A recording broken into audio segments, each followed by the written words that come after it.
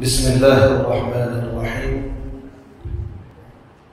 Assalamualaikum warahmatullahi wabarakatuh. Kita mengangkat satu judul yang sangat baik, membicarakan orang yang terbaik setelah Rasulullah sallallahu alaihi wasallam. Orang yang telah mengenal sang Rasul sebelum diangkat menjadi Rasul. Bahkan orang yang termasuk mensukseskan perjodohan pernikahan antara Rasulullah sallallahu alaihi wasallam dengan Sayyidatu Khadijah bintu Khuwailid al-Asadiyah radhiyallahu anha. Apalagi tatkala Rasulullah diangkat menjadi Nabiun dan Rasul, tatkala beliau menyampaikan dakwah ini kepada istrinya Khadijah radhiyallahu anha, lalu dia masuk Islam. Lalu kemudian dakwah ini diterima oleh seorang anak berusia 7 tahun atau kurang dari itu. Dialah yang bernama Abul Hasan Ali bin Abi Thalib radhiyallahu anhu, yang tinggal bersama Rasulullah dan diasuh oleh Ummul Mukminin Khadijah radhiyallahu anha. Yang ketiga diikuti oleh Zaid bin Harithah. Saat itu merupakan seorang mantan budak dari Khadijah, lalu diberikan kepada sang Rasul sallallahu alaihi wasallam. Jadi orang-orang yang hidup di rumah tangga Rasulullah bersama Khadijah radhiyallahu anha wa ardhaha, 3 orang itulah. Yang pertama Ummul Mukminin Khadijah radhiyallahu anha, yang kedua Ali bin Abi Thalib, yang ketiga Zaid bin Harithah. Dan kemudian diikuti oleh anak-anak atau putri-putri Rasulullah sallallahu alaihi wasallam seperti Zainab bintu Rasulullah, lalu kemudian Ummu Kulthum dan Ruqayyah serta Fatimah Az-Zahra yang usianya relatif masih muda atau masih di usia 7 atau 6 tahun.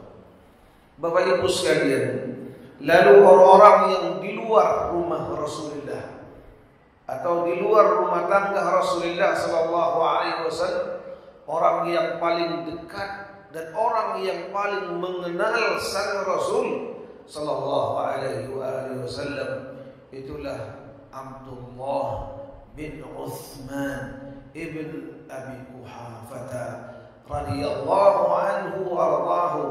Namanya dikalahkan oleh kunyanya, yaitu Abu Bakar As-Siddiq radhiyallahu anhu. Beliau lahir 2 tahun 2 bulan setelah lahirnya Rasulullah sallallahu alaihi wasallam. Berarti apa? Usia Abu Bakar radhiyallahu anhu wa ardhahu tentunya lebih tua Rasul 2 tahun 2 bulan. Inilah hari atau tahun kelahirannya. Abu Bakar Siddiq radhiyallahu anhu di masa jahiliyahnya terkenal orang yang tidak pernah mengikuti tata cara beribadah orang-orang Quraisy Mekah. Dari mulai sujud di hadapan berhala, kemudian menyembelih sembelihan untuk patung-patung yang dipuja, minum khamar, bahkan bergadang sepanjang malam mendengarkan biduan wanita bernyanyi dan menari. As-Siddiq jauh dari itu semuanya. Lalu kemudian hobinya bertijarah. Berarti dia termasuk bisnismen yang sukses. Di samping itu beliau terkenal orang yang paling mengetahui tentang nasab-nasab orang-orang Quraisy, mengerti betul tentang ya tutur atau jalur keturunan orang-orang Quraisy. Ditambah dengan akhlak yang mulia serta kedermawanan yang tiada dua. Lihat jemaah, ini di antara secuil, ya secuplikan atau cuplikan kecil dari akhlak, perangai, lalu kedermawanan orang yang bernama Abdullah bin Utsman yang lebih dikenal dengan Abu Bakar As-Siddiq radhiyallahu anhu warḍah. Kenapa kita mengangkat kisah sahabat Abu Bakar As-Siddiq radhiyallahu anhu?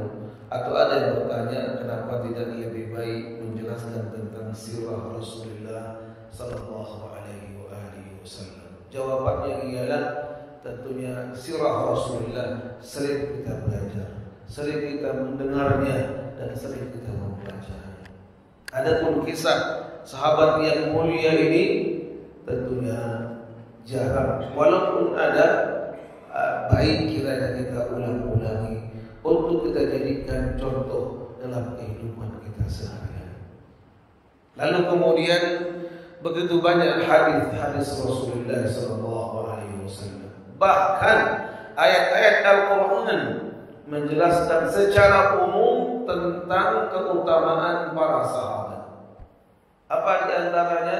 Allah jelaskan secara global tentang orang-orang yang terdahulu masuk Islam. Lebih khususnya 3 tahun ketika Nabi berdakwah secara diam-diam di rumah seorang pemuda, rumahnya agak jauh dari Ka'bah, yang bernama Al-Arqam bin Abil Arqam. Lalu kemudian pemuda ini sukunya sama dengan sukunya Abu Jahal. Ya, sukunya ialah Bani Makhzum.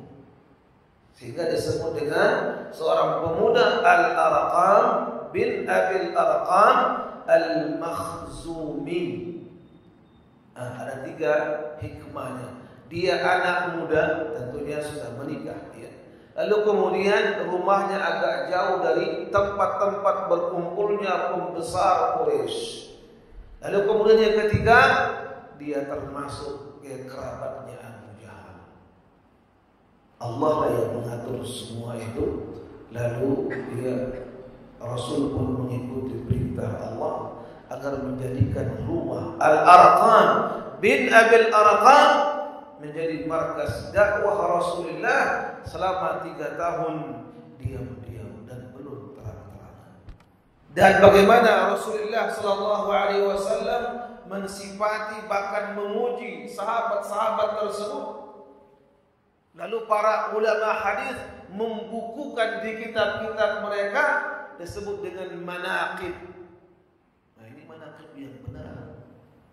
Artinya apa?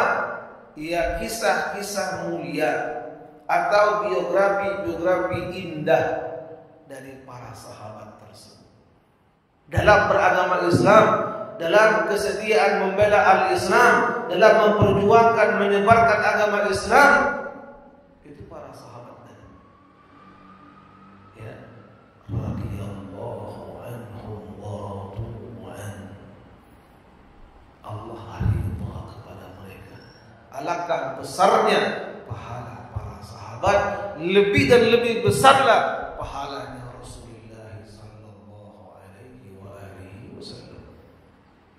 Sudah surah Taubah ayat yang ke-100. Nah, ini ada dikisahkan dalam hadis ini jemaah. Satu hari Abu Bakar mendatangi sang Rasul sallallahu alaihi wasallam lalu mengatakan, "Wahai Rasulullah, ajarkan aku satu doa yang saya baca di dalam sholat." Apa kata sang Rasul? Qul, katakanlah atau mohon kepada Allah membaca doa berikut ini. Apa?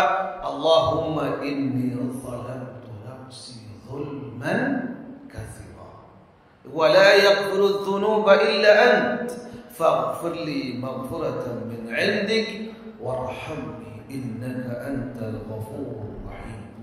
Rawahu al-Bukhari dan Muslim. Jemaah,